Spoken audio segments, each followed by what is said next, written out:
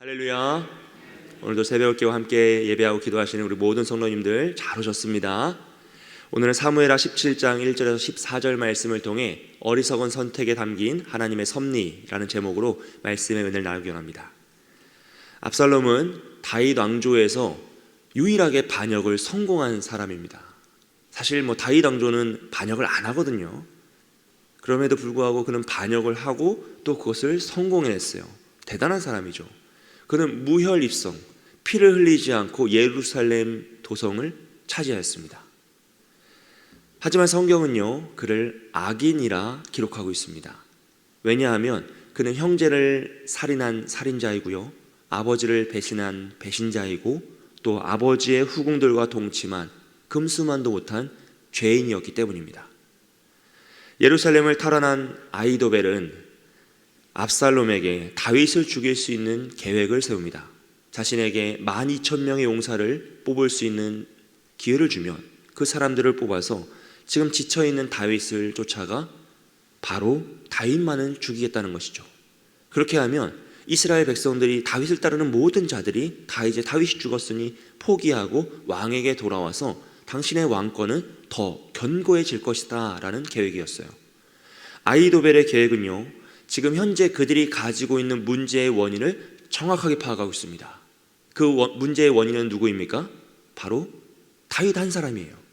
다윗만 없으면 그 압살롬의 왕권은 너무나 강력해질 수 있다는 것이죠. 그리고 그 문제를 해결할 수 있는 방법도 너무나 시기적절하게, 여러분, 반역의 가장 중요한 방법은 속전속결이거든요. 최대한 빠르게, 최대한 목적을 달성하여 그 왕을 제거하면 반역이 대부분 성공할 수 있다는 것이죠. 그래서 아히도벨의 계략은요, 너무 지혜로워요. 너무 완벽해 보입니다. 심지어 압살롬은 전쟁에 나가지 않기 때문에 그는 위험 부담이 없어요. 이 12,000명의 용사가 실패하더라도 두 번째 전쟁을 치를 수 있는 기회가 있다는 것이죠. 반역 후에도 다윗만을 죽이는 작전이기 때문에 자신의 왕권을 강화시킬 수 있는, 모든 이스라엘 백성들의 마음을 살 수 있는 정말 좋은 계략이었습니다.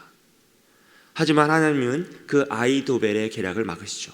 그래서 압살롬은 아렉 사람 후세의 계획도 한번 들어보자 라고 하면서 후세를 불러 모든 상황을 설명하고, 너는 더 좋은 계획이 있다면 우리에게 말하라 라고 말해요. 그랬더니 후세는 어떻게 합니까? 아히도벨의 계략을 막기 위해서 그는 지혜를 내는데요, 다윗은 영웅이고 다윗의 사람들은 용사다라는 사실을 강조해요. 왜냐하면 온 이스라엘이 그걸 다 알고 있었어요. 다윗은 영웅 중에 영웅이고 그의 사람들은 용사 중에 용사였습니다. 그 사실은 사실 압살롬에게도 굉장히 큰 부담이었죠. 굉장히 두려운 존재란 말이죠. 그래서 그 사실을 강조함으로써 압살롬이 한 템포 뒤로 빠지도록, 지금 아주 급격하게 이 반역을 성공하고 속전속결로 해결하고 있기 때문에 잠시 쉼표를 찍고 한 텀 쉬도록 합니다. 그리고 이제 모든 군대, 온 이스라엘 군대를 이끌어서 전쟁을 일으키라고 하죠. 근데 여러분, 지금 이 후세가 일으키고자 하는 전쟁은 어떤 전쟁입니까? 동족 상잔의 전쟁이에요. 그러니까 이거는 해도 안 되고, 만약에 이 전쟁을 했는데 압살롬이 이겼다라고 하더라도 그의 왕권에는 전혀 도움이 안 됩니다. 오히려 반란 세력을 키우는 거죠. 한번 생각해 보세요. 나의 형제를 죽인 압살롬, 나의 지파의 동족들을 죽인 압살롬을 어떻게 왕으로 추대할 수 있겠습니까? 만약 그가 승리하더라도 이 전쟁은 상처뿐인 전쟁인 거죠. 상처뿐인 승리예요. 그러니까 후세의 계략은 사실은 잘 이해해보면 굉장히 위험한 계획이에요. 그리고 후세는요, 압살롬에게 직접 전쟁에 나가라고 하고 있습니다. 즉 전쟁에 나가서 죽을 수도 있는 그런 위험 부담을 감수해내라는 것이죠. 그런데 독특하게, 너무나 재미있게도 사람들은 아비멜렉의 계획보다 후세의 계획을 더 좋게 생각하다는 거예요. 압살롬은 후세의 계획을 더 지혜롭다라고 생각한다는 것이죠. 사실 12절과 13절 말씀을 잘 읽어보면요, 한번 보세요. 후세가 압살롬에게 다윗을 잡는 것은 너무 쉬운 일이다, 마치 사냥터에 나가서 토끼 머리를 해서 토끼를 잡는 것 같이 너무 쉬운 일이다라고 이야기하고 있어요. 그런데 12절과 13절 말씀을 보면요, 현실 가능성이 전혀 없습니다. 다윗의 용사들을 어떻게 많은 사람들이 새벽 이슬처럼 덮어서 모두 다 제거할 수 있겠습니까? 다 죽이라고 하고 있는 거거든요. 지금 12절에선 말이 안 되죠. 13절에서는요, 다윗이 성읍에 들어가면 밧줄을 가져다가 그 성읍을 끌어가지고 강에 빠뜨리자고 해요. 이건 만화 같은 이야기란 말이죠. 이게 뭐냐면 압살롬이 지금 다윗이 영웅이고 그의 사람들이 용사라는 사실을 가지고 걱정하고 두려워하는 그 마음을 자극해서 당신은 더 위대한 사람이다, 당신은 더 잘할 수 있다, 다윗은 당신에 비해 아무것도 아니다라고 그를 높여주고 있는 거예요. 마치 다윗을 잡는 일은 아무것도 아니야, 그건 너무 쉬운 일이야, 그러니까 걱정할 필요가 없어, 지금 잠시 쉬고 전쟁을 일으켜서 한순간에 쓸어버리면 다 해결될 일이야, 방법은 없어요 사실, 그냥 다 해결될 거야 라고 압살롬을 안심시키고 그의 불안 심리를 이용해서 오히려 더 용맹한 자다, 당신은 더 위대한 자다라고 시켜 세우는 거예요. 그 말을 듣고요, 압살롬은 너무 좋아하죠. 그래서 자신의 책사의 말을 듣지 않고 후세의 계획을 더 좋게 여깁니다. 그런데 성경은요, 이 상황을 이렇게 표현해요. 14절 마지막에서 여호와께서 압살롬에게 화를 내리려 하사 아히도벨의 좋은 계략을 물리치라고 명령하셨음이더라 라고 말합니다. 그래서 압살롬과 압살롬에게 속한 모든 자들이 후세의 계획을 더 좋게 생각한 것이죠. 사랑하는 여러분, 사람이 일을 계획할지라도요, 이루시는 분은 하나님이십니다.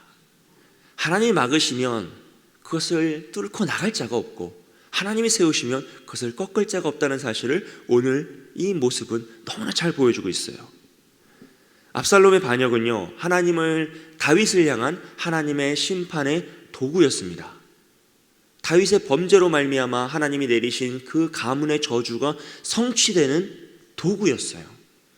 하지만 하나님은요, 하나님의 그 심판의 목적은 멸망이 아닌 회복이었기 때문에 다윗이 그 심판을 받는 과정 가운데서도 사무엘하 15장 31절에서 하나님께 간절히 간구합니다. 주여, 이 여호와여 원하옵건대 이 아히도벨의 모략을 어리석게 하소서. 그래서 하나님은 그 다윗의 잘못을 심판하시는 과정 가운데서도 그 간구를 도우셔서 아히도벨의 계략을 막아주시더라는 거죠. 왜 그렇습니까? 하나님의 심판의 목적은 멸망이 아니라 회복에 있기 때문이에요. 회개하고 하나님께 더 의지하고 하나님 나를 용서해달라고, 나를 도와달라고 간구하는 그것에 있기 때문에 결국 하나님은 다윗을 도와주시더라는 거죠. 그리고 하나님은요, 압살롬에게 화를 내리십니다. 왜냐하면 아까 말씀드렸다시피 그는 살인자였고요, 배신자였고요, 금수만도 못한 악을 행한 자였기 때문이죠. 사랑하는 여러분, 압살롬은 다윗을 심판하는 하나님의 도구로 사용되었지만 그렇다고 해서 그가 지은 죄가 정당화되는 것은 아닙니다. 그는 결국 자신의 죄값을 받게 돼요. 만약 압살롬이요, 죄악을 저지르지 않았다면요, 이런 반역을 행하지 않았다면 그는 하나님의 심판의 도구로 사용되지 않았을 것이에요. 하지만 하나님은 다른 방법을 통해 다윗을 분명히 심판하셨을 겁니다. 하나님의 언약은 반드시 성취되니까요. 하지만 그렇다고 하여서 그 심판의 도구로 압살롬이 스스로 달려갈 필요는 없다라는 것이죠. 여러분, 우리는 이 상황에 대해서 동일하게 적용할 수 있는 것이 가룟 유다와 같은 사람들이거든요. 하나님은 우리의 죄를 용서하시기 위해 예수님을 십자가에 달려 죽이셨을 거예요. 어떤 방법과 수단을 사용해서라도 그 일을 행하셨을 겁니다. 하지만 가룟 유다가 꼭 자신이 예수님을 팔 필요는 없었다는 것이죠. 그 죄악은 스스로 선택하여 지은 죄악이고요, 그 죄값은 자신에게 돌아오게 됩니다. 오늘 압살롬이 그 일을 하고 있다는 것이죠. 그러므로 우리는요, 하나님의 도구로 사용되기를 항상 간구해야 되거든요. 하나님은 오늘도 사람을 통해 일하세요. 하지만 그 일에는 하나님의 사랑을 전하는 일도 있고요, 하나님의 심판을, 하나님의 공의를 정하는 일도 있다는 것이죠. 그래서 오늘 우리가 어떻게 하나님의 도구로 사용될 것인가 정말 주의하고 조심해야 될 것은, 내가 하나님 말씀에 순종하는 삶을 살고요, 복음에 집중하는 삶을 살고 기도하고 교회를 중심으로 살아가면 하나님은 나를 통해 하나님의 사랑을 전하는 일에 도구로 사용하실 거예요. 너무나 당연한 일이죠. 하나님은 오늘도 그런 사람을 찾고 계십니다. 하나님의 뜻을 이루고 하나님의 사랑을 전하고 이 세상을 치유할 그 사람을 찾고 계세요. 그런데 반대로 우리가 불순종의 길을 선택하고 죄악의 방법을 선택한다면 하나님은 우리를 하나님의 공의를 선포하는 일에, 하나님의 심판을 선포하는 일에 악한 모습으로 사용할 수도 있다는 것이에요. 그리고 우리는 그 죄값을 당연히 스스로 받게 되겠죠. 여러분, 그러므로 우리는요, 오늘 이 압살롬과 특별히 또 아히도벨의 모습을 통해서요, 아무리 대단한 능력을 가지고 아무리 좋은 참모진을 가지고 있고 원하는 바를 급격히 성취해내더라도 그것이 악인이 될 수 있다는 사실을 기억해야 합니다. 그리고 두렵고 떨림으로 우리의 목적과 방법을 되돌아볼 필요가 있어요. 그리고 두 번째로는 우리가 행하고 있는 이 행함이 정말 선한 일인지 악한 일인지를 분별해야 합니다. 여러분, 아히도벨도 지금 지혜를 사용하고 있고요, 후세도 지혜를 사용하고 있어요. 그런데 한 사람은 생명을 살리는 일에 자신의 지혜를 사용하고 있고, 반대로 한 사람은 생명을 죽이는 일에 자신의 지혜를 사용하고 있다는 것이죠. 결국 하나님은 악한 자를 길을 막아주시고 선한 의도를 가진 자의 길을 열어주시더라는 거예요. 그러므로 우리가 선을 행한다면 하나님은 그 길을 열어주실 거고요, 악을 행한다면 그 악을 사용하여 하나님의 심판의 도구로 사용하실 수도 있다는 것이에요. 그리고 그 악은 반드시 우리 머리로 돌아오게 됩니다. 그래서 우리는 우리의 그 행함과 의도성, 그 안에 있는 본성을 더 되돌아보고 뒤돌아봐야죠.